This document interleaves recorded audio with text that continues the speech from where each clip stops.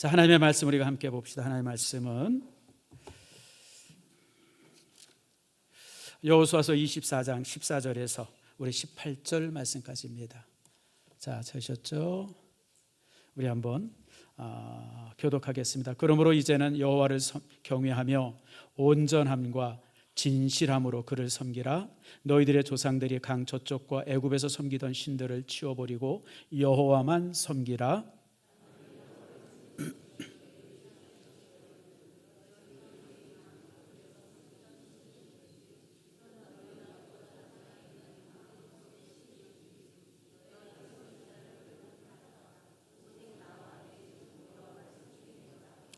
백성이 대답하여 이르되 우리가 결단코 여호와를 버리고 다른 신들을 섬기기를 하지 아니하오리니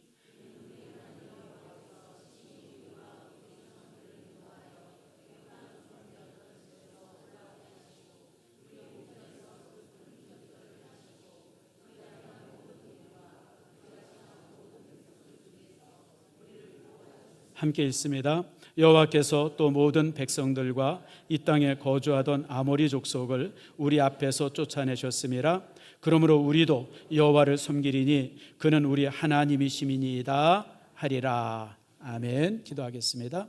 하나님 감사합니다. 주께서 사랑해 주셔서 오늘 이처럼 귀한 말씀 함께 나눕니다. 말씀이 우리에게 은혜가 되게 해 주시옵소서. 특별히 감사한 것은 이제 장하영 선교사가 이제 또 센터를 이제 관리하기 위해서 내일 이제 출국합니다. 힘도 많이 들 겁니다. 이제 참 이렇게 혼자서 이 일을 감당하기에 쉽지 않습니다. 하나님 도와주시고 우리 교회가 힘이 되게 하시고 뒤에서 응원하는 가운데서 이 센터를 운영함에 있어서 부족함이 없도록 주님 인도해 주시옵소서. 오늘 말씀을 우리가 함께 나눕니다. 말씀이 우리 모두에게 놀라운 은혜가 되게 해 주시옵소서. 감사드리고 예수님의 이름으로 기도드립니다. 아멘. 자, 우리 한번 옆 사람과 인사합시다. 축복합니다. 사랑합니다. 네, 주의 전에 오신 여러분들을 축복하고 사랑합니다. 잘 오셨습니다. 우리가 그저께까지 우리 이제 특별 새벽 기도회를 했습니다. 주일학교 학생들 새 학기를 시작하면서 우리 아이들을 이제 축복하자. 그래서 교회가 이제 아이들에게 새벽에 이제 모여서 이제 이렇게 기도하는 아이들에게 또 이제 장학금을 우리가 이제 소정의 장학금을 줍니다. 한 50여 명의 학생들이 참여했는데 제가 참 놀란 건요, 아이들이 설교를 너무너무 잘 들어요. 나 깜짝 놀랐어요. 세상에 영화부 애들도 있고 유튜브 애들도 있는데 얘네들이 졸지도 않고 그 새벽에 50여 명의 학생들이, 반성할 사람들 많아요 지금. 그냥 내가 이렇게 얘기하지만 그냥 아무튼 여러분들 내가 그냥, 근데 참 나는 이 아이들을 이렇게 보면서 이 아이들이 우리 민족의 그리고 우리 교회의 미래다라고 하는 생각을 해봅니다. 우리나라가 얼마나 시끄럽습니까? 정치적으로도 그렇고 경제적으로도 그렇고 굉장히 혼란스럽죠. 근데 여러분 교회가 또 우리 다음 세대가 굳건하면요 염려할 것 없습니다. 여러분 어른들은 혹시 실수하고 뭐 이럴지라도 이렇게 키워지는 아이들이 건강하게 키워지면요 그들이 참 이 땅에 이 기둥이 될 줄 알고요.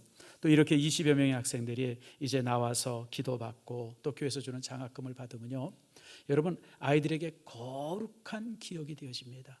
그렇지 않겠어요 여러분들? 거룩한 기억. 엄마가 절대 뺏어가지 말고 아이가 자기들 물건들 살 수 있도록, 특별히 학용품이나 이런 거 살 수 있도록 뒤에서 잘 이렇게 도와줄 수 있기를 바랍니다. 참 그래서 이렇게 어려울수록 힘들수록 이제 이렇게 교회가 든든히 서 있을 때 그것이 민족의 버팀목이 된다라고 하는 사실을 기억하면서 참 제가 한 주간 감사했던 기억이 납니다.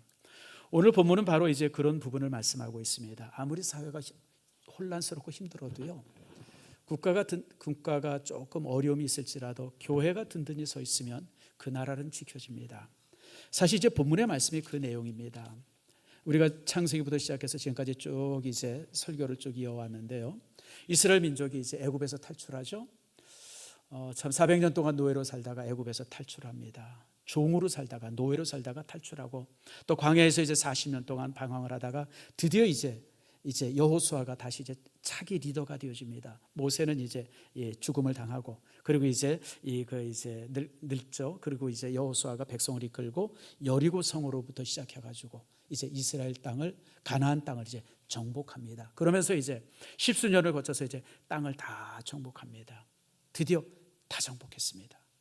12지파가 다 자기 땅에서 이제 정착을 했습니다. 백성들 한 사람 한 사람 자기 집을 갖게 됐고, 자기 농장을 갖게 되어졌고, 자기 밭을 갖게 되어졌고, 자기 논을 갖게 됐어요. 이제는 천막에서 자는 게 아니라 이제 집에서 자고, 이제는 모래 위에서 자는 곳이 아니라 이제 이렇게 구들장에서 잠을 잘 수 있는 그런 게 됐습니다. 성공했어요. 승리했습니다. 이겼습니다. 잘 됐죠. 여기에 문제가 생겼어요. 다시 말하면 모든 것을 이루고 내 땅, 내 집, 내 가축을 갖게 되어지니까 이제 다른 것에 관심을 갖기 시작하는 거예요.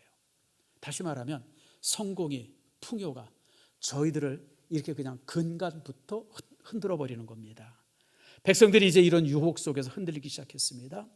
살다 보니까 더 많은 땅이 필요하고, 더 많은 양식이 필요하고, 또 더 좋은 옷감들이 필요하고, 더 넓은 땅이 필요하고, 이러다 보니까 막 서로 갈등하기 시작하고 싸우기 시작하고 막 이러면서 이제 민족들이 막 흔들리기 시작했어요. 그렇게 흔들리기 시작했을 때 여호수아가 이제 백성들을 모두 모아놓고 마지막에 그들을 향해서 이제 설교하고, 유언의 설교죠. 그게 이제 오늘 우리가 읽었던 24장 1절부터 28절까지의 말씀이 되어집니다. 참 제가 이렇게 이 말씀을 이렇게 보면서 느끼는 것은 풍요가, 그리고 성공이 꼭 그게 이제 이렇게 우리를 이렇게 행복으로 이끌지 않는다고 하는 것을 다시 한번 보게 되어지죠. 여러분, 우리가 살다 보면 우리가 또 어떤 목표를 향해서 얼마나 열심히 삽니까? 그리고 그것만 이루어지면 참 좋을 것이라고 하는 생각을 가지고 우리가 매진하는데, 딱 성공하고 나면 그것이 우리를 교만하게 만들고, 우리를 병든게 만들고, 우리를 그냥 어떤 그 초심을 잃어버리고 사람들이 흔들거리는 그런 모습으로 우리가 이제 변하는 거 참 많이 보게 되어지죠. 그래서 여러분, 현대인에게 가장 큰 질병이 무엇인가? 제가 볼 때는 풍요, 성공이에요. 그게 우리를 가장 병들게 하더라고요. 제가 이제 한 10여 년 전에 GMTI라고 우리 GM에서 하고 있는 훈련 조직이 있습니다. 1년에 이제 3번 훈련을 하는데 보통 한 40명 전후가 이제 훈련을 받습니다. 그 학생들을 데리고 제가 네팔에 이제 훈련을 갔었어요. 그 네팔 참 여러분 경치가 좋더라고요. 세상에 그렇게 경치 좋은 나라는 없는 것 같아요. 뭐 산이 그냥 항상 어디서나 히말라야 산맥이 보입니다. 그 큰 고산에 눈이 항상 덮여 있고. 그런데 이제 거기를 갔는데 선교사가 저보고, 그 지부장이죠. 그 선교사가 나한테 와서 그러더라. 목사님, 여기에서 욕하면 큰일 납니다. 다 알아듣습니다. 그래서 내가, 야 이 사람아, 내가 목사인데 욕을 왜 해? 그게 뭔 소리야? 그랬더니 네팔 사람들이 한국 사람 욕을 다 한대요. 이 새끼 저 새끼 다 한대요. 다 알아. 괜히 그래서 상점에 가가지고 뭐 이렇게 산다든지 뭐 그럴 때 마음에 안 든다고 저놈의 새끼 이렇게 욕하면 바로 싸움 난답니다. 욕을 다 알아듣는데요. 그러면서 이제 그런 얘기를 하더라고요. 목사님이 네팔에 1년에 한 서너 번 한국어 시험이 있습니다. 한국어 시험을 볼 때는 네팔의 모든 차들이 정지됩니다. 모든 항공기가 정지됩니다. 그날이 되어지면 그냥 이 카트만두 시내 자체가 아주 꽉 잠잠해집니다. 왜 그럴까요? 한국어 듣기 시험. 한국어 듣기 시험을 하니까 그때는 차도 안 지나가고 비행기도 안 지나가고 그런다 그래요. 그러면서 네팔 사람들의 가장 큰 소망이 한국의 노동자로 오는 거랍니다. 한국의 노동자로. 왜냐하면 네팔 사람들이요, 한 달에 받는 이게 그 급료가 얼마 정도냐면 35만 원 전후랍니다. 근데 한국은 한 달 열심히 하면 얼마 벌어요? 300만 원 벌잖아요. 열심히. 그러니까 한국에서 한 달 열심히 일해서 벌면 네팔에서 1년 번 것과 똑같대요. 그러니까 네팔에 변호사, 의사, 공무원 뭐 이런저런 사람들이 한국어 배우려고 지금 난리랍니다. 그리고 한국어 시험 보느라고 그냥 난리고, 저 같은 사람이 가면 무슨 교사 되죠? 원어민 교사. 한국어 원어민 교사. 그 지금 네팔에 보면 카트만두 안에만 한국어 학원이 300개가 있대요. 그 도시 안에. 그리고 대부분 한국어 학원이 한국 사람이 하는 게 아니라 네팔 사람들, 그러니까 한국에 노무자로 있다가 들어간 사람들이죠. 5년 10년 한국에서 살던 사람들이 이제 한국어 학원을 해가지고 수십 명씩 수백 명씩 학원을 한다 그래요. 그리고요, 네팔 전체에 한국어 학원이 1000개가 있답니다. 나 깜짝 놀랐어요. 근데 이게 네팔에만 문제가 아니에요.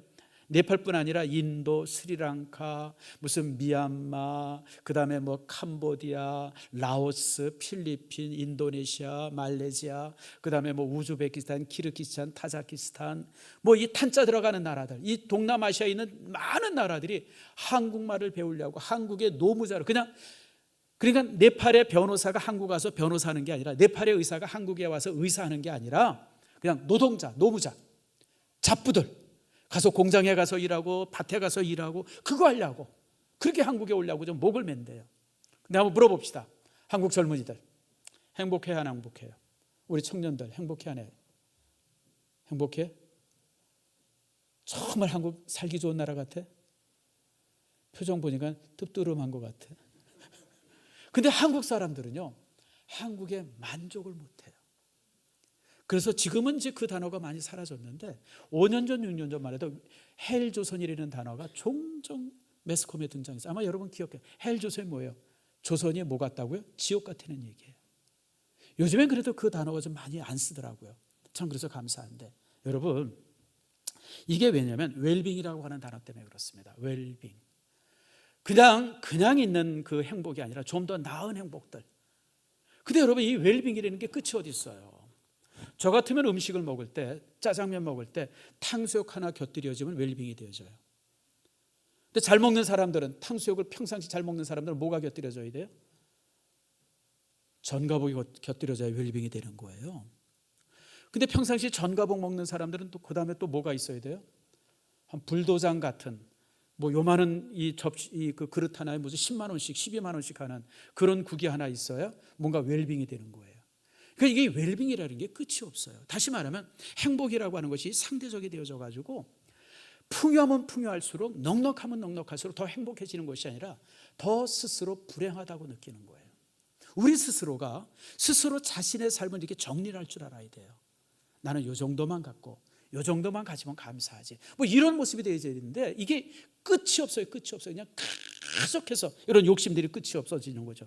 그래서 이 풍요라든지 넉넉함이라든지 성공이라든지 이런 것은 사실 그걸 이루면 굉장히 행복할 것 같은데 이루면 더 불행해지는 거예요. 왜냐하면 더 높은 사람들이 보이는 거예요. 우리 여러분 아파트 살 때와 똑같아요. 전세 살다가 한 2, 23평짜리 아파트 사가지고 들어가면 그냥 말도 못하게 행복해. 잠을 못 자, 너무 행복해서. 그냥 3, 4년 지나고 나면 좁아요. 좁아.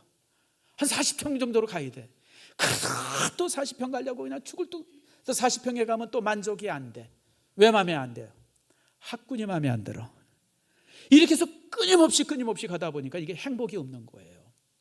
그래서 여러분들 이 많은 사람들이 스스로 이런 부유함이나 넉넉함을 통해서 물질의 노예가 되어져요. 세상의 노예가 되어지고 관습의 노예가 되어지고 사람들까지 서로 갖추고 이 나눔 이런 것들 속에서 노예가 되어지고 이러다 보니까 스스로 행복하지를 못하는 거예요.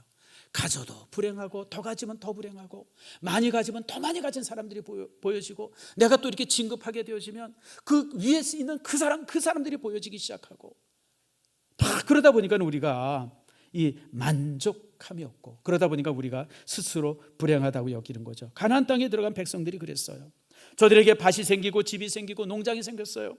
그럼에도 불구하고 먹고 사는데 문제없는 안락함이 찾아왔음에도 불구하고 스스로 불행하다고 생각하는, 그러니까 더 가지려고 그러고 싸우고 갈등하고 하나님 앞에 정말 예전에는 정말 하나님 앞에 바로 서는 것만이 관심이었어요. 이제는 그것은 관심 없고 그저 조금이라도 더 가지고 더 벌고 뭐 이런 것에 이제 관심이 있어지는 그런 모습을 보게 되어지는 겁니다. 그럴 때 오늘 여호수아가 백성들을 향해서 말합니다.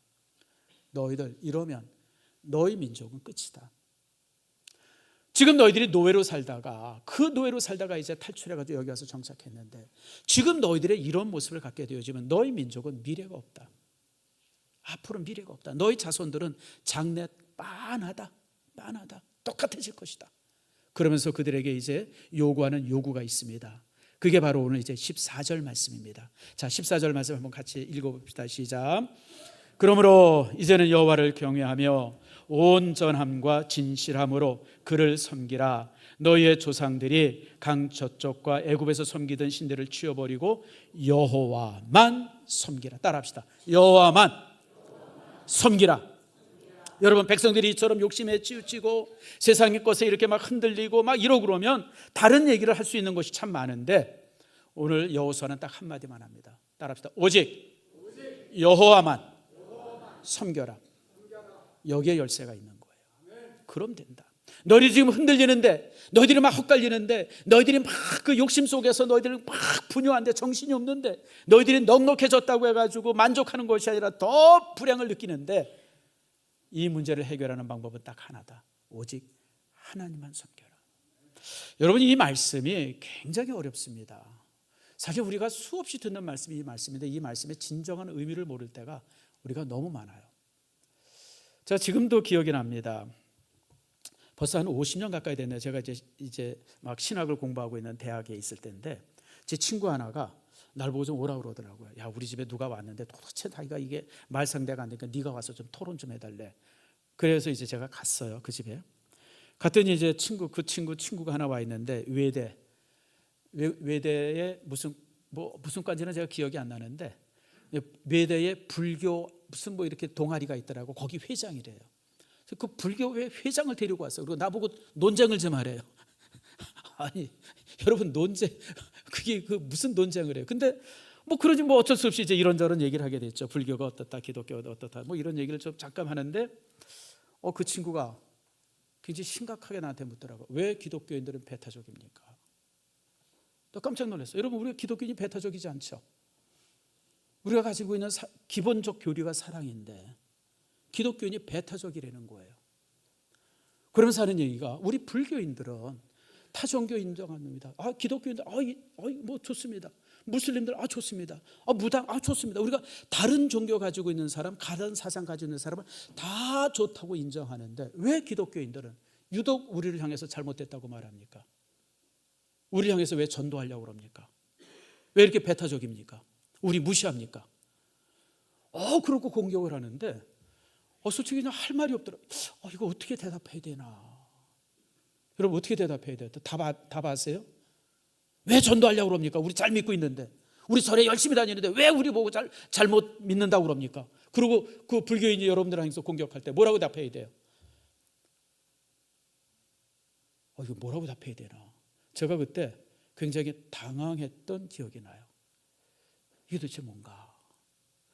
사실 여러분, 오직 하나님만 섬기라고 하는 이 말씀이요, 사실 우리에게 있어서 가장 어려운 거예요. 가장 어렵습니다. 여러분, 다른 거는 참 그래도 참 지키기가 쉬운데 이게 참 쉽지 않죠. 사실 기독교인들이 초대교회 때 1000만 정도가 순교하지 않습니까? 1000만의 기독교인들이 순교하게 되어지는데, 그 순교의 원인이 바로 이 말씀 때문에 그래요. 그 당시에 모든 왕은 신의 아들이었습니다. 여러분, 우리나라도 그렇죠. 용비어천가 여러분 아시죠? 고등학교 때 배웠잖아요. 세종대왕이 이제 한글을 만드시고 나서 이제 이제 한글 할애본 만들고, 그리고 또 같이 책을 하나 만들었죠. 그 책이 용비어천가예요. 용이 날라서 어디로 날라요? 하늘로 올라갔다. 근데 어떤 용이에요? 이성계도 용이고, 육룡이 나르사, 또 이제 태종도 용이고, 또요 이성계 아버지도 용이고, 이런 6용이 날라서 하늘로 갔다는 거예요. 그러니까 자기는 뭐예요? 조상의 용이니까 자기도 용이에요. 신이에요. 여러분, 조선시대 때는요, 왕은 신입니다. 고대 시대 때는 모든 왕은 신이에요. 특별히 로마 시대 때는요, 로마 시대의 왕은 마루스라고 하는 그 신의 아들이에요. 그래서 로마의 황제가 되어지면 큰 신상을 하나 세웁니다. 공원에다, 큰 공원에다 세워놓으면 지나가는 모든 사람들은 신상에게 절을 하고 지나가게 돼 있어요. 절하지 않으면 안 되죠. 그런데 기독교인들은 절을 안 해요. 누구만 섬겨야 되기 때문에? 하나님만 섬겨야 되기 때문에. 그러니까 절을 하지 않는 기독교인들은 잡아가요. 그 잡아가는 죄의 목이 뭐냐면 반역자예요. 반역자. 이놈은 반역자다. 황제에게 절하지 않는 거 보니까 페르시아의 간첩일 수 있다. 황제에게 절하지 않는 거 보니까 저기 그 이제 게르만족의 이 간첩이다. 뭐 이런 식으로 해가지고 그런 죄목을 씌워가지고 죽였어요. 그래서 많은 그리스도인들이 죽음을 당합니다. 참, 그래서 이런 모습을 이렇게 보면 기독교는 정말 배타적인 종교 같고 다른 종교나 다른 신을 절대 인정하지 않는 그런 어떤 매몰찬 종교처럼, 기독교인들 사랑을 그렇게 얘기하지만 실제 배후에 보게 되어지면 그렇지 않은 그런 신앙인 것처럼 사람들에게 보여지기도 합니다. 자, 그런데 여러분, 이거는 이 말씀을 잘못 이해해서 그렇습니다. 오직 하나님만 섬기라라고 하는 말씀은 여러분 잘 들어야 돼요. 이게 오늘 설교의 중심입니다. 하나님만 섬기라고 하는 말씀은 인간은 하나님의 종만 되려는 거예요. 하나님의 종만. 다시 말하면 세상에 그 어떤 곳에 종이 돼서는 안 된다는 거예요. 물질의 종이 돼서도 안 되고, 다른 종교의 어떤 우상들에게 종이 돼서도 안 되고, 세상의 권세의 종 돼서도 안 되고, 그 모든 것에서 자유하고 오직 하나님의 종만 되라. 이게 바로 이 본문의 말씀의 핵심의 내용입니다. 여러분, 다시 말씀드리면, 여러분, 우리가 이 땅에 사는 동안 그런 풍요뿐만 아니라 수없이 많은 곳에 얼마나 많은 종이 됩니까? 여러분, 특별히 한국 사람들, 그리고 나를 가만히 보세요. 여러분, 우리 주변에 우리를 노예로 만드는 게 얼마나 많습니까? 여러분, 돈 문제만 봅시다. 돈이 여러분 얼마나 편리해요. 그러다 보니까 돈이 지금 이 시대에 돈이 신이 됐어요. 돈 앞에서는 사람들이 다 굴복합니다. 돈이 좀 있으면요, 형제가 어디 있어요. 저도 제 가까운 친척 중에 할아버지 땅을 좀 팔아가지고 돈이 좀 이렇게 꽤 많았어요. 이야, 칼 들고 싸우는데 뭐 들고요? 총 있으면 총 들고 싸웠을 거예요. 그래서 우리가 그 집안은 못 가요. 무서워서. 괜히 친척이라고 우리가 혹시 조금 달라고 그럴까 봐. 여러분, 돈이 그렇게 무서워요. 실제 수많은 사람들이 돈의 노예입니다. 아니라고 여러분 부정할 수 있어요? 여러분 보세요, 주변에. 물질 때문에 형제들과 편갈라지고요. 물질 때문에 여러분 말할 수 없는 그런 거 보죠. 특별히 대한민국 사람들은요, 사상의 노예예요. 사상의 노예. 난 이게 참 가슴이 아파요. 여러분, 우리 앞에 정치하는 사람들 맞죠? 대통령들 참 많습니다. 1대부터 시작해가지고 쭉 해서 지금까지 많은 대통령이 있어요. 잘한 것은 잘한다고 얘기하고 못한 것은 못한다고 얘기하면 돼요. 근데 우리가 기독교인들이 그냥 뭐 좌측 우측이 섞여가지고 말입니다. 그냥 박이 터져라고 미워하고 싫어하고, 그냥 상대방이 그냥 뭐 요만큼만 있으면 막 침소봉돼가지고. 제발 그러지 마세요. 기독교인 아닙니다. 기독교인이 왜 사상의 노예가 돼요? 물론 감정적으로 싫은 사람들이 있어요. 뭐 저도 마찬가지예요. 마음에 드는 사람도 있고 그냥 그걸로 족하면 돼요. 그러나 잘하면 잘했다고 박수 쳐줘야 돼요. 못하면 못했다고 그러고. 제가 전주에 말씀드렸잖아요. 여러분, 이 대통령 잘한 거 있어요. 1대 대통령 잘한 거 있어요. 공산주의를 물리치고. 근데 결정적으로 그분이 못한 게 있어요. 대통령이 되어가지고 나라를 위해서 아무것도 준비를 안 했어요. 여러분, 북한은 탱크, 대포, 그냥 무슨 뭐 비행기 해가지고 그냥 그런 걸 철저하게 준비했는데 남한은 뭐만 하고 있었어요? 허풍만 떨고 있었어요. 앉아가지고 뭐라 그랬어요? 전쟁이 나면 점심은 평양 가서 먹고 저녁은 신유주 가서 먹는다고. 제대로 군대 하나 제대로 갖추지 못하면서, 탱크 하나 갖추지 못하고, 비행기 하나 제대로 갖추지 못하면서. 여러분, 그게 무슨 대통령이에요? 대통령이라고 하는 사람은 정권을 위해서 존재하는 사람이 아니라 나라를 위해서 존재하는 사람이에요. 우리도 마찬가지예요, 여러분들. 우리가 지금 이제 선거를 얼마 앞두고 좀 여러분들 뭐 나라 설왕설래하고 얘기를 많이 하는데, 여러분, 우리의 관심은 어느 당이 아니에요. 누가 아니에요. 이 민족이 관심이 돼야 돼요. 우리 나라가 관심이 돼야 되고. 그게 기독교인이에요. 우리가 그러고 기도해야 되고. 근데 우리 기독교인들이 그냥 이쪽에 저쪽에 속혀가지고 말입니다. 서로 그냥 뭐라고 그러고. 정말 그러지 마세요, 여러분들. 잘한 사람은 잘했다고 박수 치세요. 못한 건 못했다고 정직하게 얘기할 줄 알아도 내 편, 네 편 상관은. 여러분, 그래서 편 갈리지 마세요. 그래서 대한민국 사람들의 가장 큰 약점은 사상의 노예가 돼요. 지금 쫙 갈라져가지고 말입니다. 네 편 아니면 내 편이고, 내 편 아니면 네 편이고. 제발 그러지 마세요, 여러분들. 그런 것에 노예가 돼서는 안 되죠. 특별히 여러분 한국 사람들의 심각한 노예가 중독의 노예입니다. 중독의 노예. 우리가 많은 것에 중독돼 있죠. 아이들 같으면 게임에 중독돼 있어요. 게임에. 지금 청년들도 게임에 중독이 돼 있어요. 그래가지고 뭐 직장 갔다 오면 그냥 게임기 앞에 앉아가지고, 이게 노예예요. 노예. 게임의 노예예요. 학생들이 게임의 노예가 돼가지고 또 약물의 노예가 되어지죠. 약물에. 또 여러분들 뭐 솔직히 우리가 또 보면 또 뭐 먹는데 또 노예가 되어져요. 여러분 먹는 건 언제 먹어야 돼요? 배고플 때 먹어야죠. 근데 한번 물어봅시다. 진짜 나는 배고프면 먹는다. 손 안 들죠? 그냥 먹는 게 습관이 됐어요. 그냥 있으면 무조건 먹는 거예요. 여러분 배고플 때 먹어야 되는데 이게 지금 우리가 먹는데 노예가 돼서 그래요. 뭐 그것뿐만이 아니죠. 유행의 노예가 되어지고 그런 것에 우리가 노예가 되어져 있어요. 근데 오늘 본문의 말씀에 하나님만 섬기라고 하는 것은 그런 모든 노예됨에서 벗어나려는 거예요. 우리를 붙들 수 있는 분은 누구예요? 하나님 한 분밖에 없어요. 여러분, 그래서 성경에, 그래서 하나님께서 우리에게 하나님만 섬기라고 말씀하면서 가장 중요하게 준 계명이 안식일 계명인데, 그래서 안식일 계명이 중요해요. 우리는 안식일 그러면 그냥 그날은 그냥 뭐 사 먹지도 말고 돈도 쓰지 말고 공부도 하지 말고 운동도 하지 말고. 실제 저는 그랬어요. 제가 고등학교 때, 대학 때 안식일날 주일날 공부하면 안 돼요. 내일 시험을 쳐도 언제까지? 12시까지 가만히 있다. 12시 땡 하면 그때 공부해야 돼요. 우리 그렇게 배웠어요. 그냥 교회에서 그냥 배가 아파서 동동 굴러도 병원에 이 약국에 약 사러 못 갔어요. 돈 쓰면 안 된다 그래가지고. 여기 많은 분들이 그랬던 기억들 지금 날 거예요. 여러분, 우리가 이 안식일을 잘못 알고 있는 겁니다. 안식일은 자유를 실현하는 날이에요. 자, 고등학교 때 배웠죠. 중세시대 때 농사 짓는 사람들 이름이 뭐였었어요? 유럽에 기억나십니까? 농사꾼 그러지 않았죠. 평민 그러지 않았죠. 뭐라 그랬어요?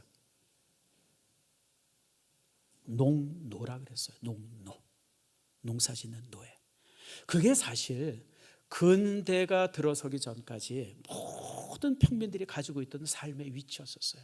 모든 사람들은 왕의 노예예요. 왕의 노예.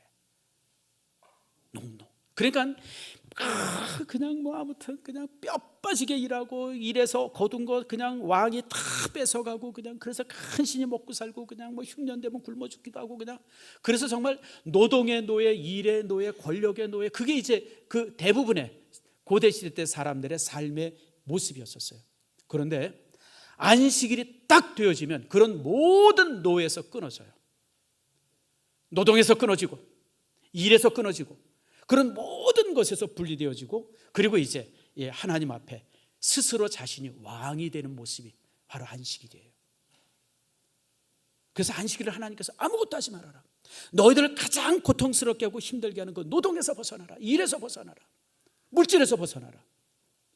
자, 제가 여러분 이 부분을 설명하기 위해서 제가 여러분들에게 영상을 하나 가져왔습니다. 이 영상이 뭐냐면 지붕의 바이올린이라고 한 50년 전에 만들어진 영화인데 그 영화의 썬라이트 선셋이라 그래가지고 이제 그 저녁 그 식사 이제 이제 안식일 식사하는 장면을 아주 멋있게 이렇게 만든 영상이에요. 근데 유대인들은 안식일이 되어지면 저녁 식사를 어떻게 차리냐면 왕의 식탁처럼 차립니다. 왕의 식탁. 그냥 야 저녁 같이 먹자 만찬이다 이게 아니에요. 그리고 안식일에만 쓰는 촛대가 있어요. 안식일에만 쓰는 촛대를 꺼내고 가장 좋은 옷을 입고 그리고 이제 부모들이 자녀들을 축복합니다. 내 자녀가 정말 에스더처럼 왕비가 되게 하시고 다윗처럼 정말 하나님 안에서. 자, 여러분 우리 유 집사님 제가 하영이를 축복하는데 야 너희 다음에 거기서 대통령 되라. 이 축복이 아니에요. 그건 축복이죠. 만약 조선시대 때 하영아 너 이 다음에 왕이 되거라. 그럼 뭐죠? 저주죠. 바로 가서 죽는 거예요. 여러분 조선시대 때 왕이 되면 지금 왕이 있는데 상간마마가 있는데 내 자녀 보고 왕 되라 그러면 역적되려는 거잖아요. 근데 유대인들은 그렇게 기도해요.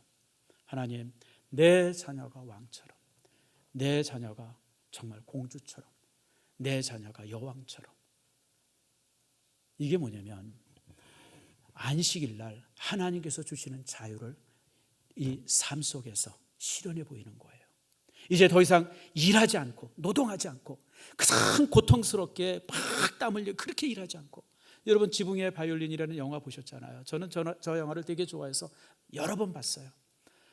이렇게 나귀를 끄는 이렇게 이제 우유 마차를 이제 끌고 다니는데 이 나귀가 다리가 어떻게 부러졌나 이래가지고 이 나귀가 이제 이렇게 그냥 하지 않고 이제 본인이 이제 이렇게 이 마차를 끌고 가면서 하나님 앞에 그러다 하나님 앞에 막 불평하잖아요. 하나님 이럴 수 있습니까? 내가 지금 재산이 이거 하나밖에 없는데 나를 이렇게 왜 고생시킵니까? 뭐 그러면서 이제 이렇게 나귀 끌고 가고 우유 배달하는 사람인데, 그러나 이렇게 가장 가난하게 그리고 어렵게 고통스럽게 살지만 저녁 만찬만큼 왕의 자리예요. 그 식탁이 왕의 식탁이에요. 엄마가 여왕이 되고 아버지가 왕이 되고 자녀들은 공주가 되고 자녀들은 이게 뭐냐면 하나님 앞에서 우리가 이처럼 자유자로 이제 더 이상 세상의 모든 욕심들, 세상의 부유함들, 세상의 물질들, 세상의 노동들 그런 모든 곳에서 벗어난 그런 삶을 살기를 소망하는 그런 기도죠. 여러분 주일이 그래요. 여러분 우리가 주일날 예배 드리는데요, 주일이 어떤 날이냐 보통 그러면 우리는 무슨 생각하냐면 예배 드리는 날로만 기억해요. 그것은 주일의 절반밖에 모르는 거예요. 주일은 어떤 날이에요? 하나님 앞에서 내가 자유자됨을 선언하는 날이에요. 하나님 앞에서 내가 왕됨을 선언하는 날이에요. 그래서 여러분 주일날에는 모두가 평등해요. 한 50여 년 전에 우리나라에 이디오피아 황제가 왔어요. 하일리 세라세라고. 아마 여러분 기억날 거예요. 우리 나이 또래는 기억나요. 저는 확실히 기억합니다. 제가 왜냐면 공항동 살았기 때문에 그 황제가 이제 이렇게 저 왔을 때 내가 이디오피아 국기 들고 길에서 막 흔들었던 기억이 지금도 나. 그래서 나는 그분 온 게 기억납니다. 그런데 그분이 이제 주일날 교회를 나갔어요. 그분이 크리스찬이잖아요. 교회를 나갔는데 영락교회를 갔어요. 영락교회에서 참 이게 난리가 났죠. 황제가 온다니까. 그래서 강대상에다 황제의 의자를 마련했어요. 그분이 들어와가지고 그랬다고 그러죠. 유명한 얘기입니다.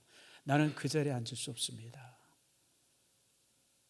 나는 강대상에 있는 황제 자리에 앉을 수 없습니다. 그러면서 그분은 여러분들과 똑같이 이 자리에 앉아서 예배드렸다 그래요. 하나님 앞에서는 모두가 평등해요. 교회의 가장 중요한 원칙 중에 하나가 교회는 특별함이 없어요. 우리 교회 당회 자리가 없어요. 다른 교회 보면 당회원들만 이렇게 딱 앉는 자리가 있더라고요. 장로님들이 얼마나 고역스럽겠어요. 졸지도 못하고. 그래서 우리는 장로님들을 위해서 당회석을 제가 안 만들어요. 근데 제가 일부러 안 만들어요. 왜 안 만드냐면 교회에 무슨 계급이 있어요? 목사가 높아요? 여러분 제가 설교할 때는 여기서 설교하지만 제가 강단에 내려가면 여러분들과 동일한 평신도예요. 교회에 무슨 계급이 있어요? 교회는 계급이 없어요. 여러분들 왕이 와도 평신도 자리에 앉고 노예도 그 자리에 왕 옆에 같은 자리에 앉아서 예배할 수 있는 곳이 교회예요. 이게 교회의 위대함이고요. 이게 여러분 우리 교회가 세워지면서 또 그 전부터 있어진 모든 것에서도 동일한 원칙들입니다. 사랑하는 성도 여러분, 말씀을 맺습니다. 여러분 오직 하나님만 섬기라고 하는 이 말씀은요 위대한 명령입니다. 너는 왕이라고 하는 명령입니다. 하나님 안에서 오직 너는 하나님 외에는 그 누구도 너를 종삼을 수 없다고 하는 선언이 나는 오직 하나님만 섬긴다라고 하는 이 고백이 되어집니다. 여러분 이 고백이 여러분의 삶 속에 참으로 중심이 되길 바라고, 그리고 우리 주일을 맞이할 때마다 주일은 예배 드리는 날이 아니라 주일은 내가 하나님 앞에서 왕 되는 날이라고 하는 사실을 항상 기억하세요. 하나님이 나만을 이렇게 종으로 하셨고 나는 모든 곳에서 자유할 수 있는 자유자라고 하는 것을 선언하는 날, 그날이 바로 주일임을 기억하시길 바랍니다.